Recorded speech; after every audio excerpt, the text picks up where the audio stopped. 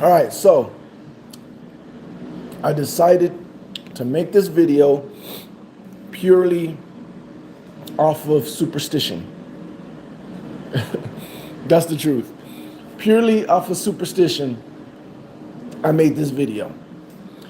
The last time I didn't do no videos about the draft, which was last year, or talk about who we should get. We kind of went off the board, and the draft didn't go no way the way I thought it should have went.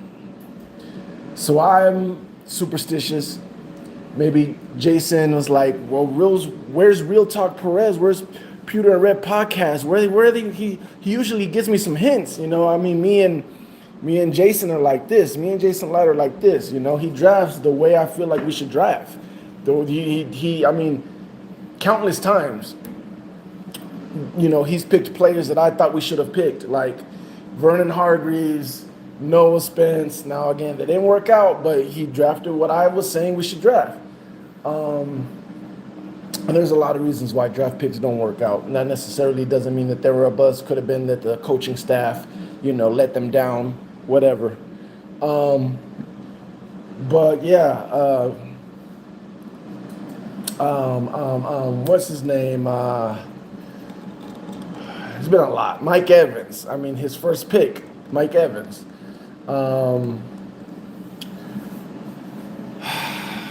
Some more. Homeboy from Houston. I don't remember his name. The one that just left us.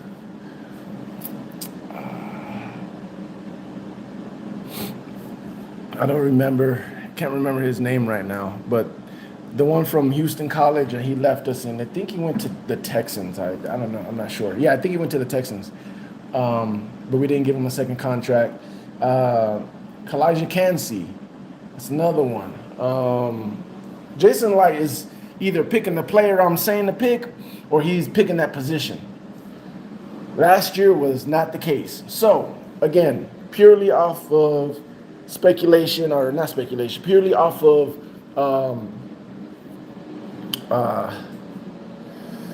God, I forgot the word I just used. Superstition. I'm going to go ahead, make a quick video. This is what we need to do, right? So, to me, I think there's like 5 premier pass rushers, okay? There's 5 pass rushers that, to me, are definitely worth taking in the first round, right? You got David Bailey. You got Ruben, whatever his name is, Ruben Jr., Bain Ruben Jr., I think it is.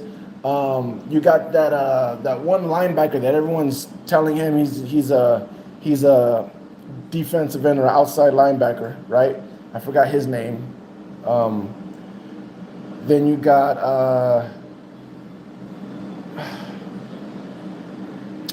feel like I'm missing somebody else. David Bailey, Ruben Bain, inside linebacker that's actually that everyone says is an outside linebacker.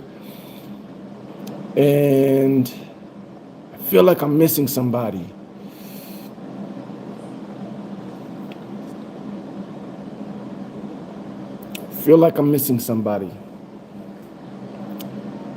Well, if I can't think of them, Mendoza, right? Ruben Bay, I think his name is Mendoza, something. Akeem something. Ruben Bain's partner, from the U on the other side. Those guys to me, what's good, Jameer? Those guys to me are guys that I'm completely happy with drafting in the first round. Again, the guy that's an inside linebacker, I don't remember his name. He's an inside linebacker, but everybody says that he's an outside linebacker. I don't know if you can help me with that, Jameer. Mesidor, yeah, thank you with Mesidor. But the guy that's an inside linebacker that everyone's like, oh, everyone's taking him as an edge.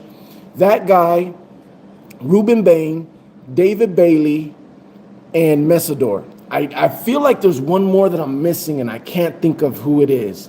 I can't think of his name of who it is. But anyways, at least those four. Those four I am completely okay with taking in the first round. Now, I do like someone else who might slip into the first round. He might be a second rounder, but I really like his tape. I really like what I see from him. And that's R. Mason. I really like him. Now, if it's R. Mason over Mesidor, I like R. Mason's ceiling. I think R. Mason's ceiling could be higher than Mesidor, but also the floor is lower. Now, I don't think we have a chance at anybody besides Mesidor, and maybe, small chance, maybe. Did I flip it? I never flipped it. I don't think I ever flipped it. 1 second. I don't think I ever flipped it. No, I definitely flipped it.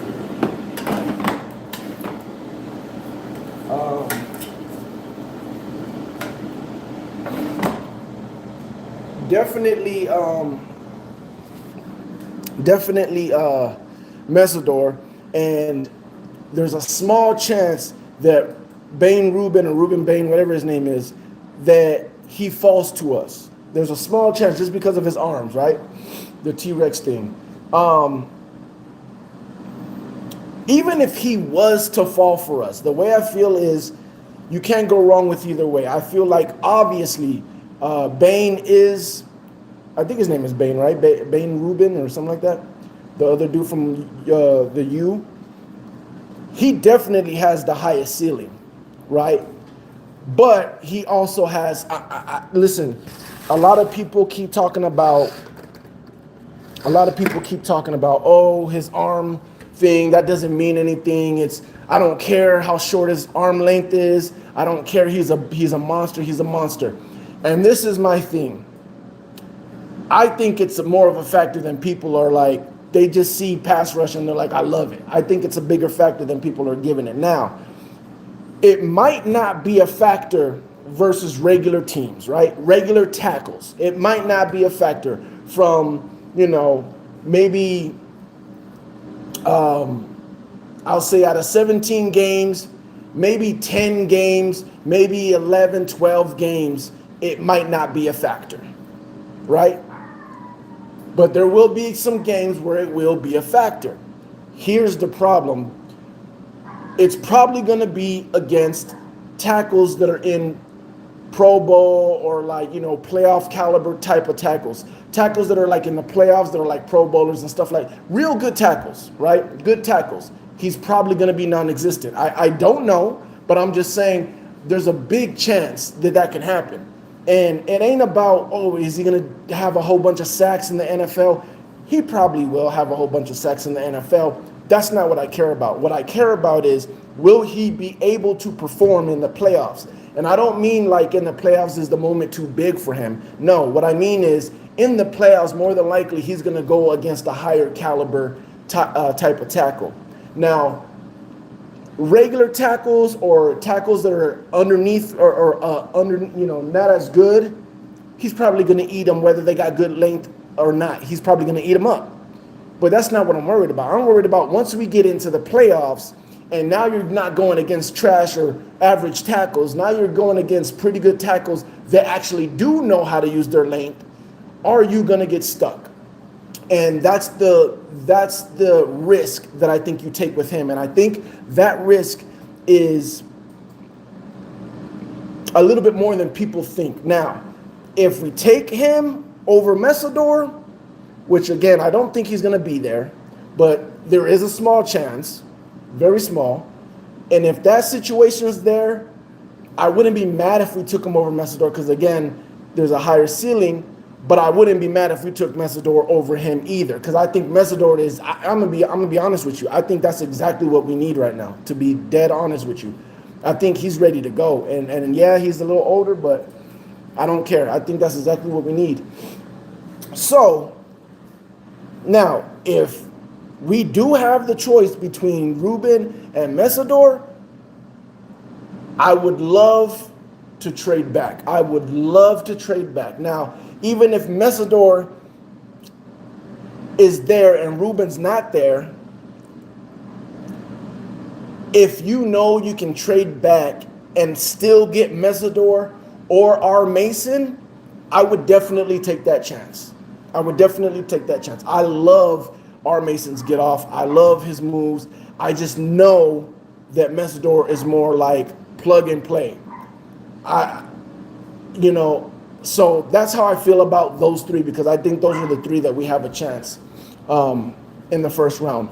Slight chance of Ruben, more than likely probably not, but we definitely have a chance at Mesidor, which I do think that's going to end up being the pick. And I know we'll have a chance at R. Mason, which if we don't have a chance, if we end up not having a chance at getting Bane or having a chance at getting Mesidor, I am not mad with us staying there at 15 and getting R. Mason. Now, again, if you got good intel, I would like to go back and get R. Mason, but we need to get one of those guys. One of those three guys needs to be our pick in the first round. One of those three guys need to be our pick in the first round. Unless you have really good... Quiet! Unless you have really good intel that R. Mason is definitely going to be there in the second round, then I'm not mad with whatever you do in the first round. But if it's anybody else in the second round,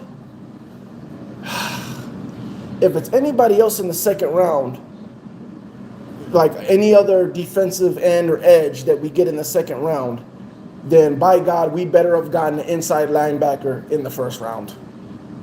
Plain and simple. It either needs to go edge and inside linebacker, or edge and whatever, but edge needs to be one or two. But if edge is in the second round, then first round needs to be inside linebacker. It has to be inside linebacker. Now, people are talking about that it's possible that we go with, I think the dude from Penn State, a guard, because they might be the best available player, or the tight end Sadiq or whatever his name is, because he might be the best available player. If that happens, I would be like, it's not bad because we do need it and it makes us better, but that's not, we need to go edge rush first round and then get our inside linebacker. Now, people are talking about trading back in to the first round to get our inside linebacker, or even trading all the way back and get more picks and just grab Jake Rodriguez, whatever, the inside linebacker. I don't know. A lot of people are in love with him. I don't know. I didn't look at any of the inside linebackers. So hopefully you pick the right inside linebacker. But we need edge and inside linebacker. Now, again, however you want to do in the first round, if you want to trade back or whatever, but first round needs to be edge.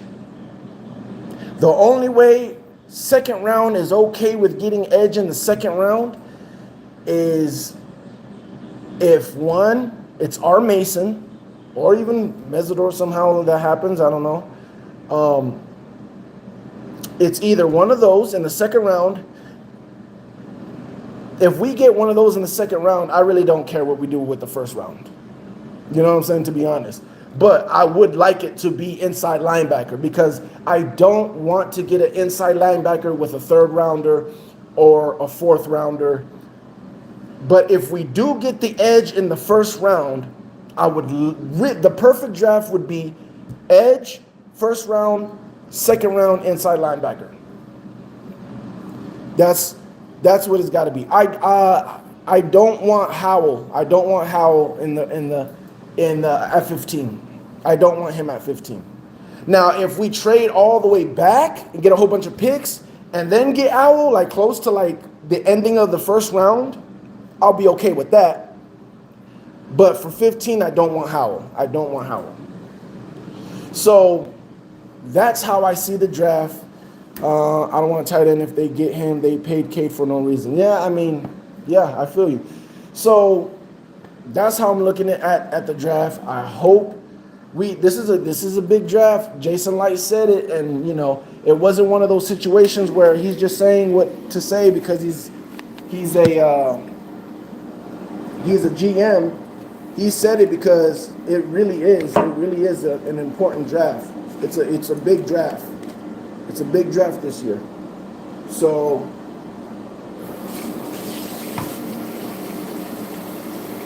yeah, we gotta make something happen, man. Pork chops. It's not even a pork chop, it's a steak.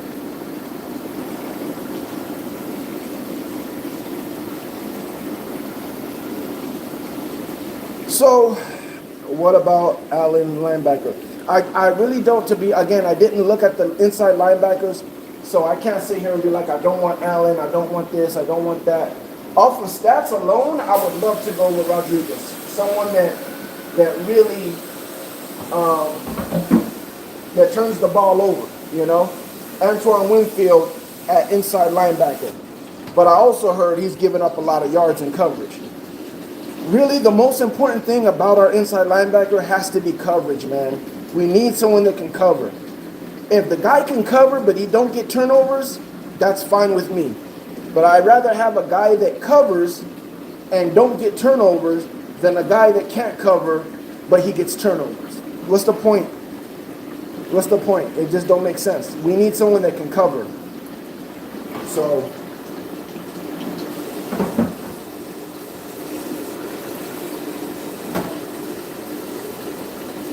yeah, that's all for me today, man. Quick little 16-minute, 17-minute video. I gotta eat, and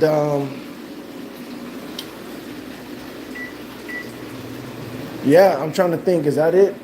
So yeah, I really think we're gonna have a good opportunity to trade back and still get what we want. And if that's the case, obviously we can't do it without a trade partner. But if that's the case, we definitely should. We definitely should trade back and get what we want. Because I think we need to take as many shots as we can at inside linebacker. I wouldn't be mad if we go edge and then inside linebacker. I wouldn't mind if we go edge, inside linebacker, and then inside linebacker. I just, those are the most critical, on the whole team, those are the most critical positions on the team.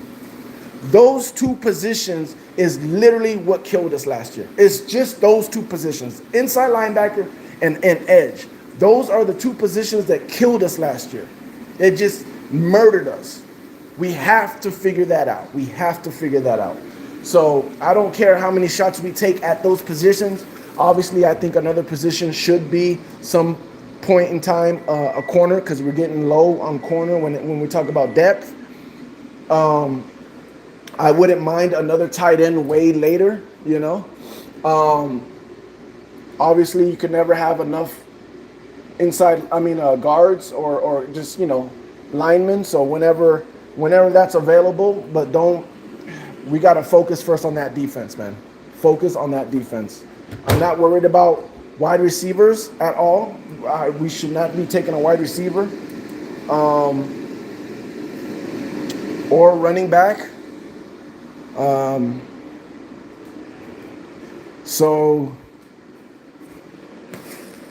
Quarterback, I don't mind if we grab a quarterback, 4th, 5th round.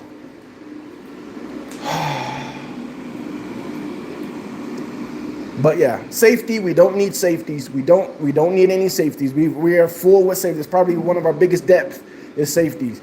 So we don't need safeties. But everything else, man. Everything else, let's go. I'm ready for the draft. Snuck up on me again. I love it. And do they need quarterback in day 3? Yeah, I wouldn't mind. What about, are you live tomorrow? Probably not, bro. Probably not. You know what? I'll be live. That's what I'll do. I'll be live on my gaming channel, right? I'll be live on my gaming channel. I'll probably be playing 2K and be live on my gaming channel, listening to the draft or whatever on my phone.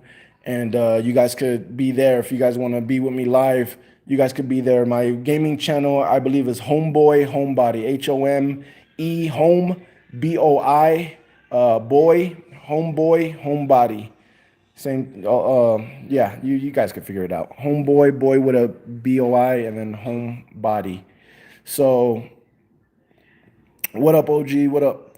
So yeah, so I'll be live. I'll be live tomorrow. Not on this channel, but on my gaming channel, Homeboy Homebody. Just look it up. You'll see me there playing 2K, talking to people in my party who other people that you guys might know. Team Money might be in there, and playing 2K. So that's what's gonna happen tomorrow, and hopefully it's a good draft. Because again, this is a huge draft. We can't mess up in this draft. We cannot mess up in this draft. This draft is literally going to be what either saves or executes. Saves or execute. Oh crap! Saves or executes Todd Bowles.